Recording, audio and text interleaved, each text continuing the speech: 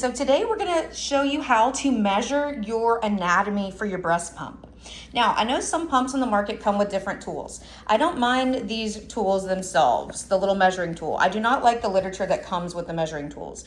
Most of our pumps nowadays say, if you measure a 13 to 15, we want you to use a 17. If you measure a 17 to 20, we want you to use a 21. That is old, outdated practice. We know through recent research and case studies that we should be measuring we should be purchasing exactly what we measure. So let me show you how to measure. When we're measuring, we do not want to have a whole bunch of extra space around our areola, right? What we actually want is a very snug fit on our nipple. If we have too much space around our areola when we're going to use our pump, then too much of our areola tissue is going to extend in and out of the actual flange tunnel, and it can cause friction and breakdown and all sorts of things. So what we actually want to see is a nice, snug fit. So our breast model here actually measures a 13 millimeter. Do you see how when I'm moving it around that we're not seeing a whole bunch of extra space around the nipple?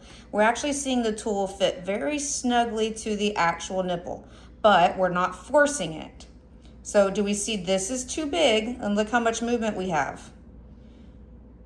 We want it to fit snug, and we want to have limited to no movement.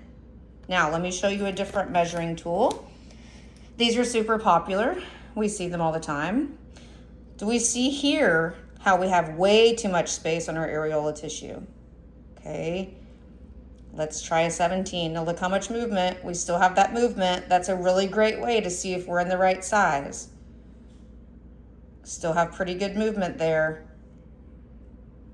Still have pretty good movement there.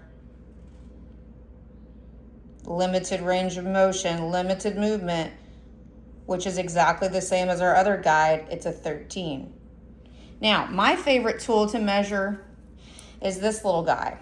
I will link him or her in the comments below. I really like it because it's a good sliding scale, and instead of putting your nipple in and out all these different holes, all we do is come to the base of our nipple.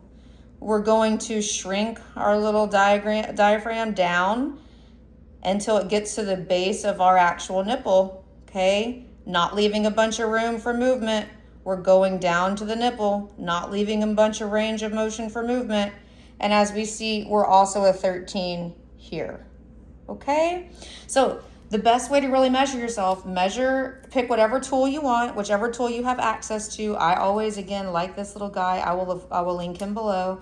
But if we're measuring with just the guide that came with our pump, remember, the less movement around the nipple, the better. Okay,